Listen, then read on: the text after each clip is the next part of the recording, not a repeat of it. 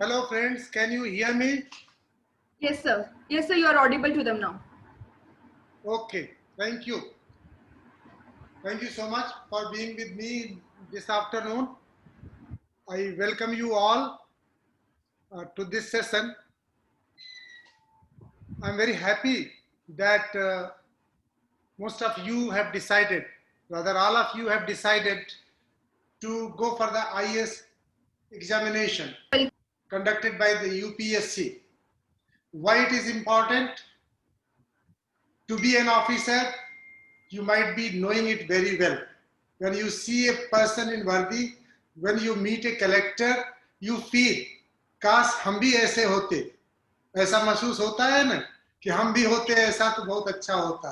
आप न्यूज़पेपर में पढ़ते होंगे, आप टीवी चैनल्स पे देखते होंगे, बहुत सारे प्रोग्राम्स आते होंगे, तो आपको इच्छा होती होगी कि हम भी ऐसा बने। उसमें बनने में बहुत सारे फायदे हैं। आपका status all of a sudden once you are selected काफी हाई हो जाता है और आपको लोग इज्जत की नजर से देखते हैं। आप क्या स्टेटस चाहते हो? हर इंसान पैसा चाहता है, स्टेटस चाहता है, और ये दोनों आपको सिविल सर्विसेज में मिलता है। इसलिए हम सबको सलाह देते हैं कि आप लोग सिविल सर्विसेज के लिए तैयारी कीजिए, सक्सेसफुल होइए और समाज में अपनी प्रतिष्ठा को बढ़ाइए। Everybody is, I mean, comfortable in Hindi, or if somebody wants in English, I can switch over to English. आप सभी को हिंदी समझ में आती है ना? अगर आपको कोई भी इशू है हिंदी या इंग्लिश लैंग्वेज में तो आप बता सकते हैं sir. Hindi is all right sir, Hindi maximum लोगों को समझ में आता है। हाँ सर। और अभी तो और ज्यादा हिंदी अच्छी हो गई है जब से मोदी जी प्रधानमंत्री हुए हैं, तब से गुजरात में भी ज्यादा लोग हिंदी बोलने लगे हैं। फ्रेंड्स, मैं थोड़ा इंट्रोडक्शन अपना दे दूं और शायद आप सोचे कि मैंने कोई गलती नहीं किया। मैं 1974 एग्जाम यूपीएससी का दिया था और मेरा सिलेक्शन आईआरएस सिविल सर्विसेज में हुआ था और आईपीएस के लिए हुआ था। आई ऑप्टेड फॉर आईआरएस, और आईआरएस ऑप्ट करने के बाद हमने मसूरी में ट्रेनिंग ली, इसके बाद नागपुर में ट्रेनिंग लिया, इसके बाद बहुत सारे स्टेट्स में सर्विस किया। मैं मध्य प्रदेश, उत्तर प्रदेश, इसके बाद गुजरात, मुंबई, कोलकाता, दिल्ली, ये सब जगहों में हमने जॉब किया है। और मैं सब जगह में जॉब करते हुए as chief commissioner of income tax Gujarat retire हुआ 2011 में। लेकिन रिकॉर्ड शायद अच्छा था, इसलिए गवर्नमेंट ने मुझे लोकपाल आयकर बनाया for Uttar Pradesh and Uttarakhand. Lokpal is a big thing, you got me, but after a few months, I was holding charge of Lokpal, not only for UP and Uttarakhand, but also for Bihar, Jharkhand, Odisha, and whole of Northeast. It was a good experience to visit these places off and on while being as Lokpal. Friends, now I'll tell you, I retired, how I came to Gujarat.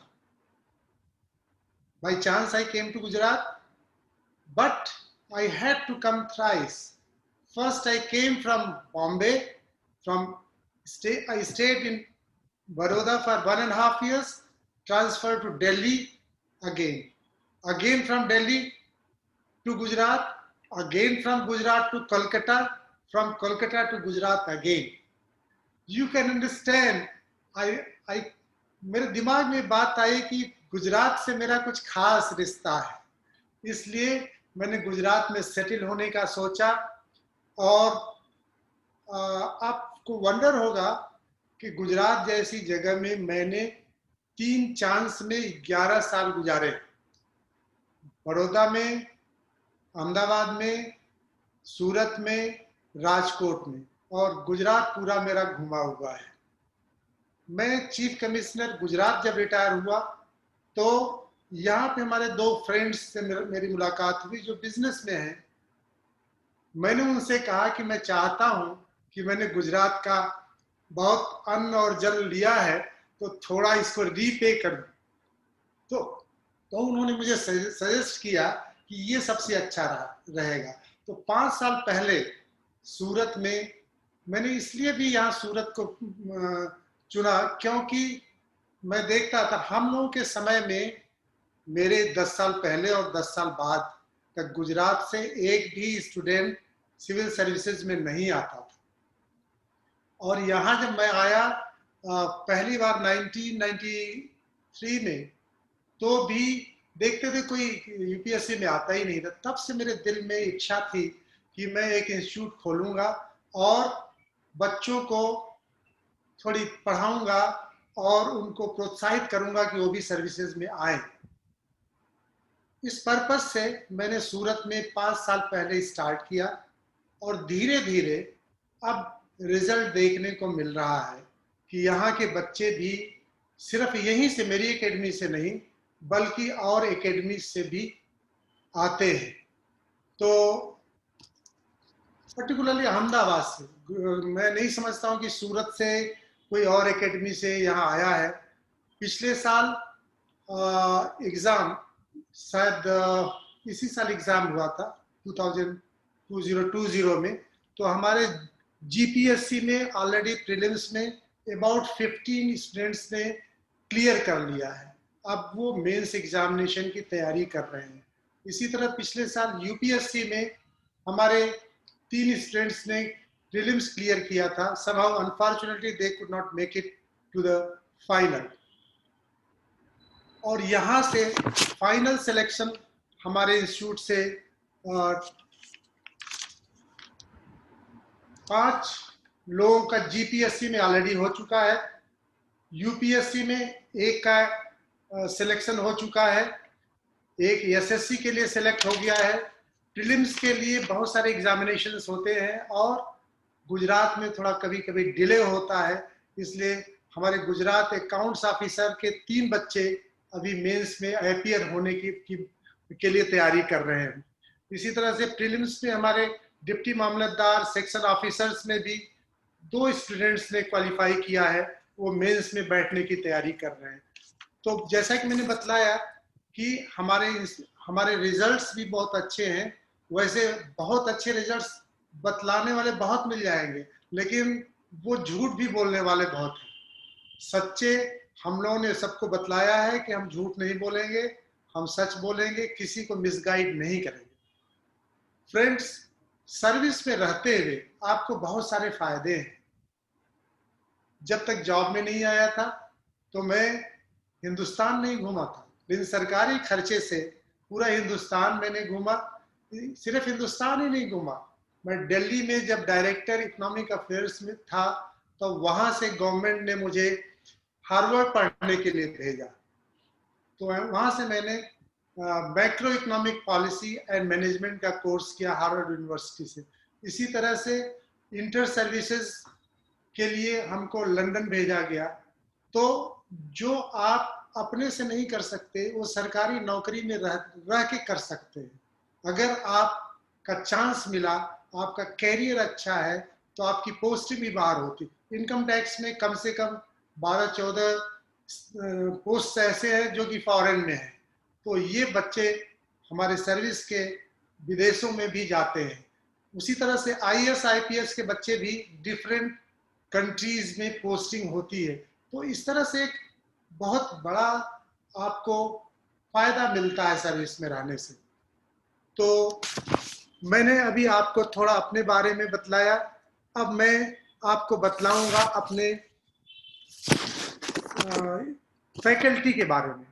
जब भी आप कहीं भी जाओ, वहां की faculty के बारे में पूछो। आप मेरी बात सुन रहे हैं? आप कहीं पे एडमिशन क्यों लेते हो? इसलिए कि आपकी पढ़ाई वहां पे ज़्यादा अच्छी होती है। मैं आपको बतला दूं, हमारे यहाँ यूपीएससी के 3 फैकल्टी ऐसे हैं जो कि इंटरव्यू यूपीएससी का दे चुके हैं और अभी अपीयर कर रहे हैं। और जीपीएससी के भी हमारे 4 फैकल्टी ऐसी है जो कि जीपीएससी के किसी न किसी सर्विस में सेलेक्ट हो चुके हैं और उसको इम्प्रूव करने के लिए दे रहे हैं। इसलिए अगर आप यहाँ एडमिशन लेते हैं तो आपको वो फैकल्टी पढ़ाएगी जो ज़्यादा एक्सपीरियंस्ड है, जो खुद से सर्विसेज में अपीयर हो चुकी है। तो ये फायदा आपको यहाँ आने से होगा। और हमारे यहाँ बहुत सारी जगह पे आप जाएंगे तो एक फैकल्टी रहती है, वही सारे सब्जेक्ट्स पढ़ाती है, और वो भी आपको शायद जो बुक से पढ़ेगी आप सुनेंगे, उससे कोई फायदा नहीं होता। हमारे यहाँ पढ़ाते हैं, आपको समझाते हैं, इसके बाद हमारे यहाँ व्यवस्था है कि हम प्रीलिम्स का भी टेस्ट सीरीज लेते हैं, मेंस एग्जामिनेशन का भी टेस्ट सीरीज लेते हैं। करंट अफेयर्स हम हफ्ते में पहले पिछले साल में 2 बार पढ़ाते थे। इस साल चूंकि टाइम कम है, मैं आपको बतला दूं, आपके पास इस साल सिर्फ 8 महीने हैं, सिर्फ 8 महीने हैं। तो ऐसा हो सकता है कि आपको मेहनत ज़्यादा करनी पड़ेगी। ऐसी कोई ज़रूरत नहीं है कि आप 2 साल पढ़े या 3 साल पढ़े। आप 1 साल में भी अगर सिंसियरली पढ़ते हैं तो आप अपने कोर्स पूरा कर सकते हैं।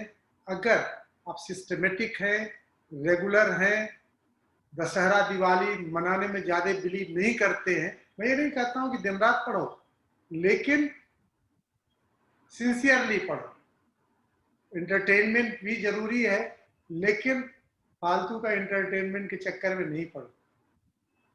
मेहनत करो, सिंसियर बनो, और अपना जो टारगेट फिक्स किया है यूपीएससी क्लियर करने का या जीपीएससी क्लियर करने का, उसके लिए आपको ये बहुत ज़रूरी है कि आप सिंसियरली रोज लगे, रोज अखबार पढ़ें या कोई भी सब्जेक्ट पढ़ते हैं। सबसे ज़रूरी है कि जो आपकी टॉपिक आज डिस्कस होने वाली है उसको घर से पढ़ के आए, तब आपका इंटरेक्शन फैकल्टी के साथ हो सकेगा और आपकी समझ में भी आएगा।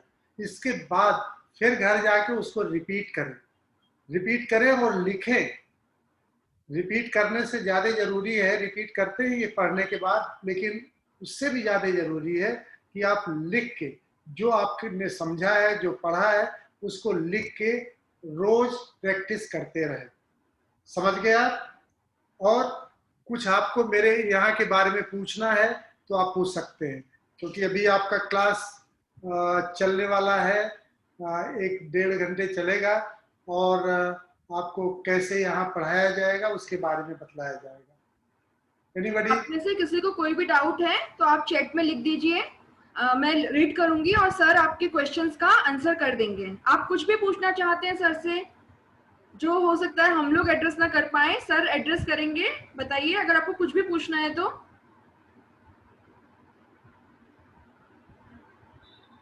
ये अच्छी आदत नहीं है।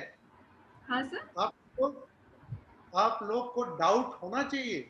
हाँ, क्वेश्चंस पूछिएगा, तभी हम कल बोल रहे थे, क्वेश्चन पूछिए, डाउट्स रेज कीजिए।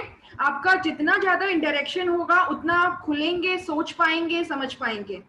सर कामिनी बंसल का क्वेश्चन है फीस स्ट्रक्चर। कामिनी, फीस स्ट्रक्चर वगैरह जो कुछ भी है वो आपको एडमिनिस्ट्रेशन बता देगा। जब आप एडमिनिस्ट्रेशन के पास जाएंगे तो एडमिनिस्ट्रेशन जो है वो आपको फीस स्ट्रक्चर बता देगा। मैं सिर्फ इतना कहना चाहूंगा, पिछले 5 सालों में हम लोगों ने फीस बढ़ाई नहीं, खर्चे बढ़े हैं लेकिन सर माइक के थोड़े से पास में, सर थोड़ा सा क्लोज आ जाइए please.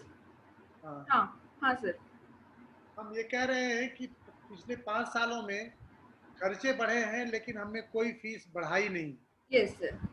So sir is saying that in the last 5 years और 5 साल में हमने फीस बढ़ाया है, लेकिन हमने फीस नहीं बढ़ाया है, सॉरी, हमने पढ़ाया है रेगुलरली। अपना खर्चा खुद का इंस्टीट्यूट ने हमने इन्वेस्ट किया है, लेकिन बच्चों की फीस नहीं बढ़ाई है। सर इंटरव्यू के बारे में बताइए ना देवांशी। इंटरव्यू पहले प्रीलिम्स, मेंस, जब आप ग्रेजुअली तैयार करोगे इंटरव्यू का आपका प्रिपरेशन होता रहेगा। Sir is always there to guide you. वो आपसे मिलेंगे, बात भी करेंगे, आप जब जाएंगे उनसे बात करने के लिए, so he will guide you for their interview, है ना सर? सर आप कुछ? यस सर बोलिए। मैं कहना चाहता हूँ कि 8 महीने बचे हैं, उसमें पहले आप प्रीलिम्स और मेंस की तैयारी अच्छे से कर लीजिए। इंटरव्यू कोई बहुत बड़ी चीज़ नहीं होती है, उससे आप बिल्कुल ना डरें।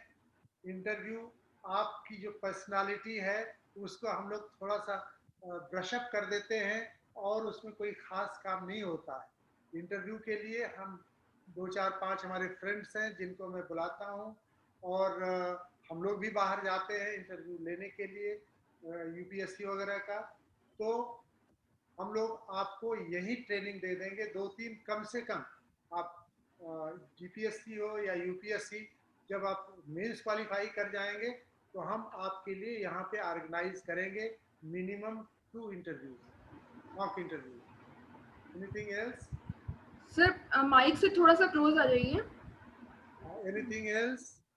नाउ सर यू ये लोग कैन। पूछ रहे हैं आप जब प्रिपरेशन कर रहे थे तो आपका मोटिवेशन क्या था? मेरा मोटिवेशन, देखो भाई, मोटिवेशन तो हर आदमी का कुछ ना कुछ होता है। मोटिवेशन बस वही मैं बतलाऊं, जिंदगी में आईएएस बनने की एक धुन थी। आईएएस बनने की एक धुन थी। हमेशा ये लगता था कि मैं कलेक्टर बन जाऊंगा, हमेशा इच्छा होती है, लेकिन ईश्वर जो चाहता है अल्टीमेटली वही बनते हो। परिश्रम करना अपना फर्ज बनता है, वो मैंने निभाया। आईएएस प्रॉपर इंटरव्यू के लिए पहले सिस्टम थोड़ा डिफरेंट था, आज से सिस्टम थोड़ा डिफरेंट था। तो मैंने तो क्वालिफाई किया था इंटरव्यू के लिए, आईएएस प्रॉपर के लिए, but I could make it only to IPS and the central service. तो आई मिस्ड आईएएस, बनना वही चाहता। फिर इसके बाद फिर मैंने एग्ज़ाम ही नहीं दिया क्योंकि मैं पढ़ के थक गया।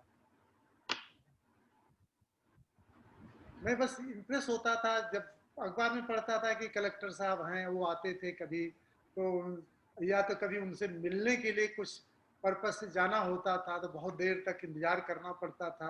तो मैंने ये सोचा था कि मैं अगर बनूंगा तो किसी को 1 मिनट इंतजार नहीं करने दूंगा। और मैंने ये भी देखा, आज भी मैंने देखा है कि बहुत सारे ऑफिसर्स बहुत लेट आते हैं घर से। ये बहुत बुरी आदत है, वो पब्लिक को इंतजार कराते हैं। मैंने अपनी ज़िंदगी में किसी को इंतजार नहीं कराया। तो आप भी अगर बन जाइए, I wish you are selected for a good service and you keep in mind कि you are here or there to serve the people and not to boss over them. और कोई सवाल? इंटरव्यू से सर नहीं घबराइए। एक question है चैतन्य की तरफ से कि वो जीपीएससी का मेंस थर्ड, चैतन्य हमारा स्टूडेंट है sir already, and sir he is asking कि वो मेंस के अंदर जीपीएससी मेंस के अंदर थर्ड टाइम अपेयर हुआ है और वो 2.5 मार्क्स से उसका छूट गया था। तो आप मेंस के लिए कोई सजेशन देना चाहेंगे क्या? मेंस के लिए तो जैसा कि हमने पिछले साल भी लोगों को बतलाया था कि थोड़ा सा तेज, थोड़ा सा तेज। बहुत सारे बच्चे हमारे यहाँ इंस्टीट्यूट में आके एक क्लासरूम हमने उसी के लिए रखा है, पढ़ते हैं और फैकल्टी से कंसल्ट करते रहते हैं।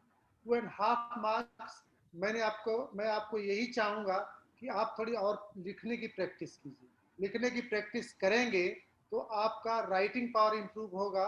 और लिखने के बाद फैकल्टी को आप दिखलाइए कि हमारा इसमें परफेक्ट है कि आप इसमें कोई कमी रह गई है। मैं भी कभी कभी घूमता हूँ, मैं देखता हूँ तो मैं देखता हूँ बहुत सारे लोग कुछ न कुछ गलतियां कर देते हैं। बहुत सारी ऐसी चीजें होती हैं, इररिलेवेंट चीजें लिख देते हैं, तो वो नहीं लिखने का। जो जो सही है, जो रेलिवेंट आंसर है, वही रेलिवेंट आप लिखे तो आपको अच्छे मार्क्स मिलेंगे। थोड़ी और मेहनत कीजिए, मेहनत करने से आप जरूर सफलता पाएंगे। ठीक है, जो आपके ऑप्शनल्स के बारे में जो आप क्वेश्चन पूछ रहे हैं, वो आप क्या कीजिए, एक बार आप अगर ऑप्शनल लेने के बारे में सोचते हैं तो आप हमारे ऑफिस में आइए। जो हमारे एडमिनिस्ट्रेशन में मैडम बोल बैठी हैं, उनको भी यूपीएससी का एक्सपीरियंस है, मेंस का और इंटरव्यू का।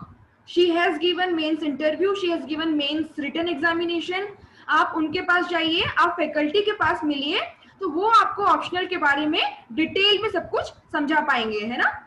और ऑप्शनल के बारे में, कुछ ऑप्शनल तो हम लोग यहाँ पे अवेलेबल कराते हैं, लेकिन मैं सलाह ये देता हूँ कि आपका जिसमें ज़्यादा, आप जब पढ़ने लगेंगे, हिस्ट्री है, ज्योग्राफी है, एनवायरनमेंट है, पॉलिटिकल साइंस है, ये सब चीज़ें जब आप पढ़ेंगे जिसमें आपकी का इंटरेस्ट ज़्यादा लगता है, जिससे आप कनेक्ट ज़्यादा कर सकते हो, वही सब्जेक्ट लो। मेरा फर्स्ट सलाह ये रहता है कि आप जो पढ़े हो उसी सब्जेक्ट को लो। जैसे आप कॉमर्स में आपने पढ़ा है, आपको वो चीज़ पहले से थोड़ी आती है, तो उसी में मेहनत करके उसको इम्प्रूव करके वो सब्जेक्ट लीजिए। आप अगर मैथ्स में अच्छे हैं तो मैथ्स लीजिए। कुछ कुछ चीज़ें ऐसी होती हैं कि आपको लगता है कि हम इसमें अच्छा नहीं कर पाएंगे, तो हमारी फैकल्टी जब आपको पढ़ाएगी हिस्ट्री, ज्योग्राफी, पॉलिटिकल साइंस, तो उसमें से भी आप सेलेक्ट कर सकते हो कि ये बात तो मेरी समझ में आ रही है, तो उसमें कोचिंग ले लीजिए, उसको समझिए। अगर लगता है कि यू कैन डू वेल तो आप वो लीजिए। अदरवाइज ओरिजिनल आपके जो सब्जेक्ट्स ग्रेजुएशन में हैं और जिसमें आपका इंटरेस्ट है, उसी के साथ बने रहने में ज़्यादा फायदा है। ठीक है। सो सर ने आपको बताया है कि मेंस एग्जामिनेशन के लिए मेन पर्पस होना चाहिए आपको कि आपको इररिलेवेंट चीजें नहीं लिखनी है, और दूसरा आपको लिखने की प्रैक्टिस करनी है ना। सो ये रहेगा। और जो आप क्वेश्चंस पूछ रहे हैं ऑप्शनल के बारे में, उसमें सर ने आपको बता ही दिया है। ठीक है, तो ऑप्शनल चुनने के लिए इंटरेस्ट बहुत जरूरी होता है आपका। आपका बैकग्राउंड भी अगर ऐसा है कि जो सब्जेक्ट आपको इंटरेस्टेड है बैकग्राउंड का, तो आप उसे भी आगे कैरी फॉरवर्ड कर सकते हैं, उसमें आगे पढ़ के यूपीएससी का ऑप्शनल चुन सकते हैं। बाकी डिटेल में एडमिनिस्ट्रेशन बताएगा आपको। जहां तक आप लोग बात कर रहे हैं कंसिस्टेंसी की कि कैसे कंसिस्टेंट रहे पढ़ाई के लिए, उसका मैं आपको ये कहूंगी कि आपका मोटिवेशन बहुत स्ट्रांग होना चाहिए, है ना sir. Sir I think I am right. आप बिल्कुल स्टे मोटिवेटेड। उसके लिए जरूरी है आपका हेल्थ। जब आपका हेल्थ रहता है, you are bubbling with energy, तो आपका मोटिवेशन लेवल भी हाई रहता है। उसके लिए सबसे ज़्यादा ज़रूरी है टाइम से खाना खाइए, टाइम से सोइए, टाइम से जगिए, टाइम से एक्सरसाइज कीजिए, थोड़ा योगा कीजिए अपना माइंड के कंसंट्रेशन के लिए। लेकिन हेल्थ बहुत ज़रूरी है। पहले हम लोग पढ़ते थे और सही भी है, जो इसका माइंड, जो हेल्दी माइंड है वो हेल्दी बॉडी में ही रहता है। Healthy mind is in a healthy body. तो बॉडी को हेल्दी बनाइए, फिजूल की चीज़ों पे ध्यान न दीजिए। आपका पूरा कंसंट्रेशन सिर्फ आपकी पढ़ाई की तरफ। पढ़ाई से पहले पढ़ाई तभी होगी जबकि आपकी हेल्थ अच्छा रहेगा, आपकी मेंटल फैकल्टी अच्छी रहेगी, आप रेगुलर रहेंगे, तभी आपका अच्छा रहेगा। और कोई बोझ समझ के पढ़ाई नहीं करना। बोझ अगर पढ़ाई को समझोगे कि ये तो बहुत ही डिफिकल्ट है, उसको हंसते हंसते हंसते हंसते और डेली इंप्रूव करने की कोशिश करो। आप हर रोज, आपका कंपटीशन आपसे रोज होना चाहिए कि आज हमने इतने घंटे पढ़े और हम थके नहीं, तो कल हम 1 घंटे और ज़्यादा पढ़ेंगे, फिर और बढ़ाएंगे। हम लोग 1983 में वर्ल्ड कप, इंडिया का आप लोग जन्म नहीं रहा होगा, लेकिन कभी कोई ये नहीं सोचता था कि इंडिया भी वर्ल्ड कप क्रिकेट का जीत सकता है। उस जमाने में 60 ओवर्स के क्रिकेट हुआ करते थे। 60 ओवर्स में 183 ही बना पाया था। इंडिया का 183 था, नहीं, इंडिया वेस्ट इंडीज ने 183 बनाया था, लेकिन हम वो स्कोर क्रॉस कर गए। आज को ये लगेगा कि 183 तो कुछ स्कोर ही नहीं है, ये तो T20 में करते हैं। वो 60 ओवर्स का, 60 ओवर्स में कितना बनाए थे? 183।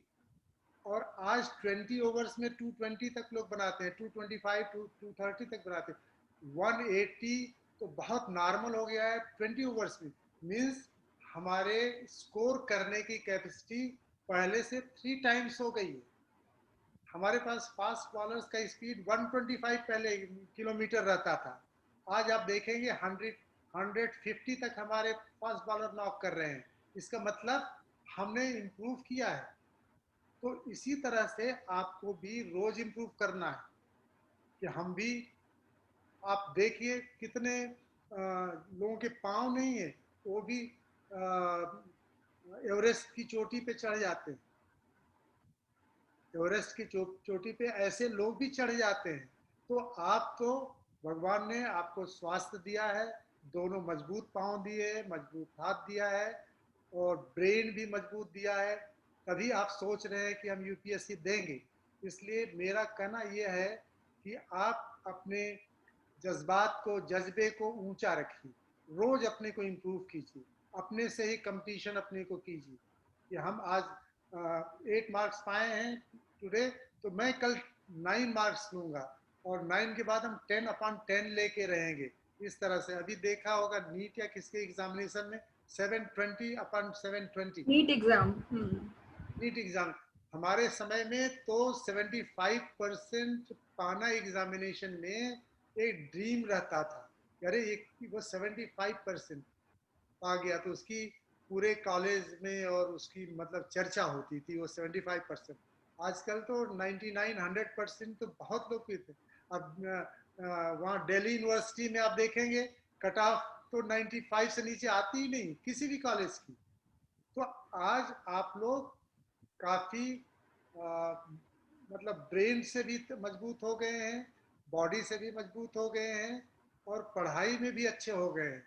हमारे ज़माने से आप लोग बेहतर है, आपका जनरल नॉलेज भी बेटर है, अवेयरनेस बेटर है, आपको सुविधाएं बहुत है, आप नेट पे बहुत सारी चीज़ें जान सकते हैं।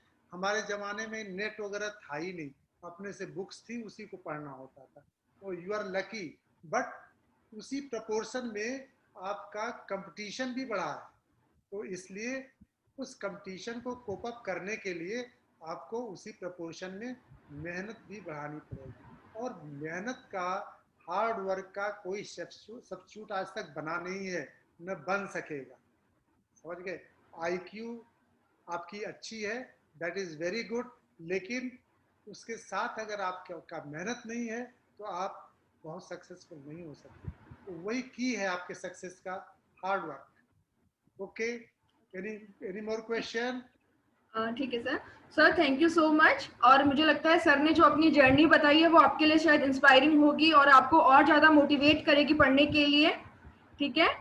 And the second thing is, sir ने जो कुछ बोला है वो बहुत सिंपल बातें लगती हैं सुनने के लिए, लिखिए, बार बार पढ़िए, खुद से कंपटीशन कीजिए, है ना। लेकिन इन बातों पे बहुत कम लोग हैं जो अमल करते हैं, है ना, जो इसको प्रैक्टिकली करते हैं। और वो जो लोग करते हैं मुझे लगता है कि वो लोग आराम से सक्सेसफुल हो जाते हैं। ठीक है sir, thank you so much for your time और थैंक यू सो मच।